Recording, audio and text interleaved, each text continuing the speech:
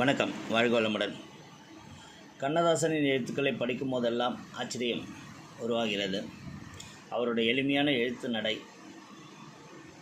அதில் ஆழமாக இருக்கிற பல விஷயங்கள். அதில் இப்போ நம்ம பார்க்க போகிறது முதுமைங்கிற தலைப்பில் ஐயா எழுதின ஒரு கட்டுரை. அதோ அந்த அதாவது ஆலமரத்தின் நிழலில் அந்த கிழவன் சுகமாக தூங்கி கொண்டிருக்கிறான். கடந்து போன காலக்கணக்குகளை ஐந்தொகை போடும் வயது. கால நெடுஞ்சாலையில் கடைசி மைல் கல்லில் அவன் நிற்கிறான். பருவகாலம் படுத்திய பாட்டை அப்போது அவன் எண்ணி பார்க்கிறான்.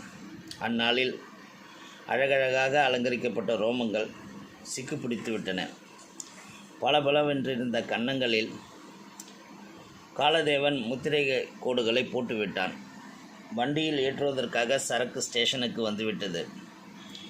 மௌன தேவதையின் பரிபூரண ஆட்சியில் அவன் அமைதியுற்றிருந்தான்.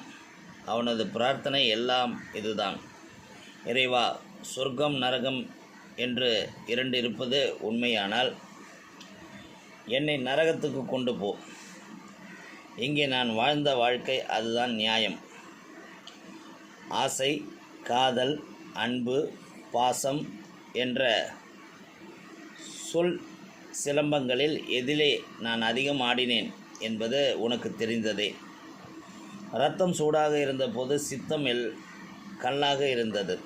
நரம்புகள் முறுக்கேறி இருந்தபோது விரும்பியவை கோடானு கோடி. இப்படி ஒரு முதுமை எனக்கு உண்டு என்று நான் எண்ணி பார்த்ததில்லை. ஆன்மா தனது பலவித பயணங்களில் எந்த ஸ்டேஷனில் அதிகம் நின்றதோ எனக்கு தெரியாது. ஏதோ சில பாவங்களை நானும் செய்திருக்கிறேன். கொதிக்கின்ற வெந்நீர் மூடியை தள்ளுவது போல் துடிக்கின்ற இரத்தம் அச்சத்தை விளக்குகிறது. செத்துப்போன ஜூலியஸ் சீசரின் உடைவாளும் செயலற்று போனது போல முடிந்துவிட்ட பருவமும் செயலற்று போனதே. ஆரோக்கியத்தை இனி நான் எதிர்பார்க்க முடியாது. உனது அருள் வேண்டி இந்த தவம். விரும்பினாலும் விரும்பாவிட்டாலும் முதுமை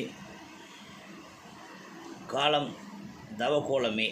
இறைவா, மறுபடியும் நான் பிறப்பதானால் என்னை ஓர் ஆலமரமாக பிறப்பித்துவிடு. காரணம், சிலருக்காவது நிழல் தந்த வரலாறு அதற்கு இருக்கிறது. கிழவனின் வேதாந்த ராகம் இங்கே முடிகிறது. லோகாயத வாதம் அப்போது சாரமற்று போகிறது. தெய்வ தத்துவமே கண்முன்னால் தோன்றுகிறது. பரம நாத்திகனும் படுக்கையில் படுத்த பின் இறைவனை நினைக்கிறான். அவனது பிரார்த்தனை பலிக்கிறதோ இல்லையோ, ஆத்மா சாந்தி அடைந்து விடுகிறது. அதோ அந்த மரத்தடியில் கிழவன் தூங்கி கொண்டிருக்கிறான். நீங்கள் ஏன் அவனை எழுப்ப முயற்சி செய்கிறீர்கள்? அவன் நிரந்தரமாக தூங்கி வெகு நேரமாகிவிட்டது என அந்த முதுமையும் அந்த இறப்பையும் அப்படியே ஒரு தென்றல் காற்று வீசுகிற போல சொல்லி முடிக்கிறார். இதில் எனக்கு என்ன ஆச்சரியம்னா, கண்ணதாசன் வாழ்ந்தது 50 60 வயதை தொடாத வயது அவருக்கு. இவ்வளோ ஆழ்ந்த முதுமையை பற்றிய ஒரு புரிதல் எப்படி அவருக்கு வந்ததுங்கிறது தான் நான் ஆச்சரியப்படக்கூடியது. இளமையை பற்றி எதெல்லாம் அவர் இளமையை கடந்துட்டார், 50 வயதை தாண்டி விட்டார், ஆனால் 60 வயதை தொடவில்லை. அப்படி ஒருவருக்கு முதுமையின் ஆழம் எப்படி புரிந்தது, தெரிந்தது. அதுதான் அவரோட வண்டியான அனுபவம். அதனால் கண்ணதாசனின் வாழ்வியலில் நடந்த அவ்வளவும் எழுத்துக்களாக உண்டு. படிப்போம், அசை போடுவோம். நாமும் சில நல்லவற்றை கற்றுக்கொண்டு அவர் உண்மையாக எழுதிய சில கெட விஷயங்களையும் தவிர்ப்பதற்கு முயற்சிப்போம். வாழ்க வளமுடன்.